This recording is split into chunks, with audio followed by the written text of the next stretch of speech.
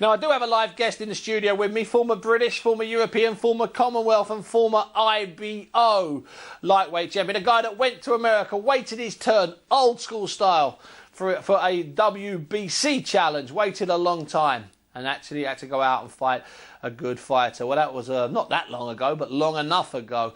And now he's got a new life, and I'm delighted to welcome into the studio, all the way from Luton, Billy Schwer. Thank you very much. Thank you.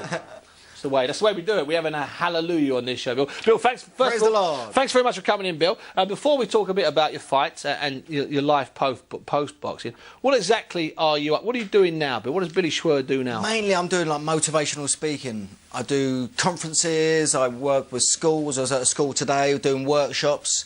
With what age group, Bill? Or all age groups? All age groups, the young ones. But today was like 14, 15-year-olds. Was at Beaconsfield High School. Are these kids that are at risk, or are you just doing straight motivation? I mean, what are you doing? You try do a bit of each. Straight motivation, but then you've got the ones who are a bit at risk of just about to go off the rails. Them kids, you know, those ones. But my main thing is conferences. And do you take DVD of your fights, or do you? Yeah, we have got little clips of fights, me bashing people up and all that stuff. Now, when you're doing this, Bill, do you prepare for these? And I bet you do. Do you prepare for these almost like you're in them? And it is. I knew you were going to say that. Like you're going out to fight. Every time I go out on stage, speaking at a conference, I get exactly the same rush as I do as I was going to go out to a fight. But luckily enough, no one's trying to kill me, I hope. I hope.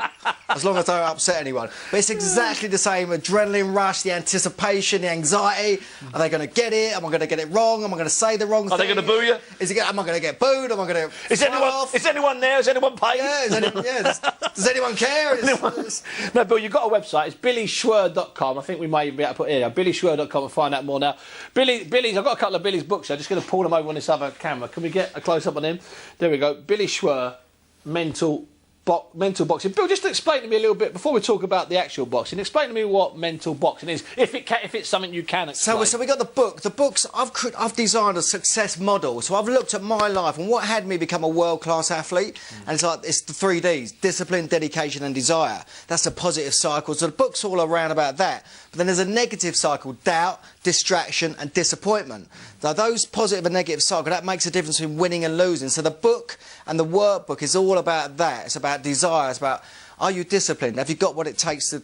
It's all about that. What the mental side of boxing. It's that the internal dialogue, the little voice in our head. You know, it's a constant battle with that little voice. But surely you, Bill, I mean, you had that great junior career, junior titles, moving through into the senior ranks. By the time you turned pro, you're already, nearly a 10-year veteran, or 8 years? Absolutely, yeah. So that's just pure, I mean, I'm sure determination and desire and discipline were involved. But really, at that point, it's just hard work, isn't it? It's graft, but it's having the vision. It's having that vision, that desire, that drive, that determination was there anyway. But it's that negative cycle. We get that self-doubt, the little nagging self-doubt. When I fought for 3 world titles and failed, it's like that little internal dialogue, that little voice. What's gonna have you keep coming back? And can you, in your head now, because you've had a long time to think about it, can you highlight what went wrong, either in the build-up to those fights or in the changing room? Did you lose those fights before the first bell? Some were, some weren't. Some were, yeah, because good opponents. Let's not mention. Absolutely, world-class opponents. I got cut on one of them. Yeah. You know what I mean? There's all sorts of stuff going on in the background, but ultimately, listen, we are in a brutal business. Kill or be killed, life or death. That was what it's like for me. It's like that stepping up into the arena. It's like it's an incredible thing to do. Now, Bill, it's been nearly 11 years since you last boxed. Yeah. You haven't been doing this for 11 years, have you? No. Where was Billy Schwer 2002, 2003, 2004? He was on the floor, just scrabbling around, just trying to look for... I really struggled with retirement. We see it time and time again. Because you didn't have the rush anymore? I had no future. I had no future anymore. So I was living into an abyss of darkness. There was no future. I had no purpose. What am I about? What is life about? But you'd achieved so much, Bill. Yeah, but it wasn't never enough. It was never enough. I boxed from 8 years old. My whole life was wrapped up about being a fighter, about being a winner, achieving something. And when that was gone, I didn't know what to do with myself. You had a bit of acting, though, didn't you? I pursued so many different things. I just couldn't find what I really wanted to do. And ultimately, I pursued all these things and left me feeling with that feeling of like, this ain't it. Uncertain, I was unsure, unfulfilled. Yeah. I was unfulfilled. I couldn't find my thing. And was there a particular, low point, Bill? Because there's all, when people have a problem, and they're fighting something, and you're fighting there, there's this blackness, this bleak future. Where was the low point? It was, so So I made a lot of mistakes. Yeah, yeah. I made a lot of bad choices in business and personal. Listen, I went through a period of depression. I went through a divorce, and I even went bankrupt. And it was that period of time I hit the bottom. I felt like a complete failure. I'd lost everything. Everything I fought so long and hard for was now gone. So your legacy was gone. It's everything. Meant nothing, really. Everything. So like my home was repossessed. I had no money. It was rock bottom. I hit rock bottom, and life's tough sometimes, right? Because when I hit the bottom, yeah, for anybody, and I hit the bottom, and it's like it was in that moment I realised that what I'm doing and who I'm being doesn't work. I need to change. So that's why I went to work on myself. I pulled myself to pieces, looking at what had me be the person that I was, because it's what had me be a success in the ring. It kind of had me fail outside.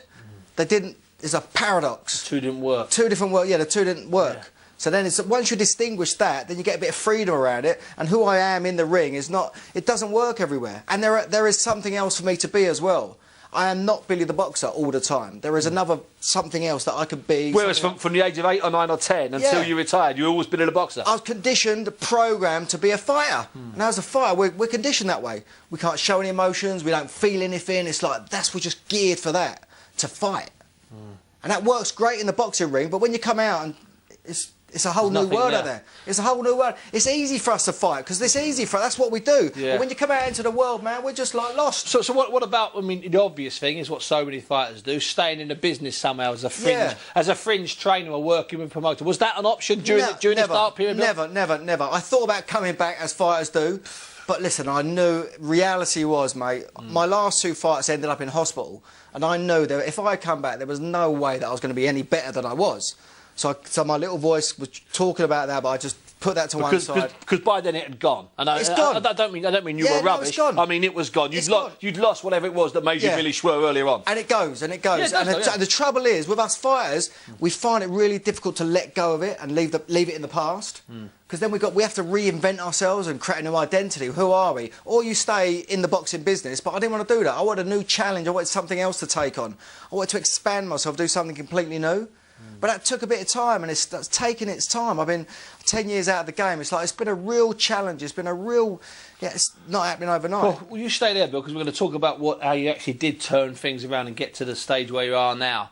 And remember, that's billyschwer.com. But Bill, I've got a couple of tweets here telling me to keep you still because you're giving MV Clayton motion sickness of all your movement. And another fella's tweeted, he's Super Dan 484. He said, I turned on expecting to see Box Nation, and instead I got Billy Schwer on the QVC channel. Listen, Bill. So when was that moment when suddenly, you know, it was that moment when you suddenly saw where you were going to go? You were going to put this stuff together, all the mental boxing stuff. When was that moment? How long have you been doing that? It was a couple of years into my retirement. So the first 2 years of my retirement, the worst 2 years of my life, just lost. And it was a period of hitting the bottom. And I went and did a program called the Landmark Forum. Yep. And that was the catalyst for me. That really opened a lot of stuff up, and it gave me an access to what I'm doing now. It just allowed me to see things from a different perspective.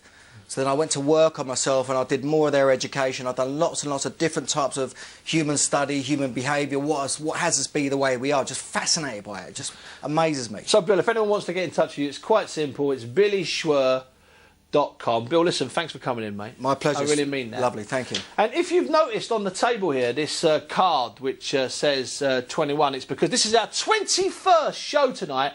And the boys at, I've got a lovely card. It says, Dear Steve, congratulations on your 21st show. From all the boys at Sky. Look, there we go. Have a look at that, look. Isn't that nice? We're like a brotherhood. We'll see you in a few seconds. Thanks very much. Yes, Billy Schwer's been in the studio already. We've had Nathan Cleverly and Jonathan Faxton on the phone. And let me just say, I made a joke about the 21st card being from the team at Sky. They didn't know it was the 21st show. They didn't send me. I mean, that's a lie. But it was a joke, you know. I just thought I'd do it that way. Now, if you want to get in touch with me tonight directly, we can. Finally, after 4 months, we do have a direct email.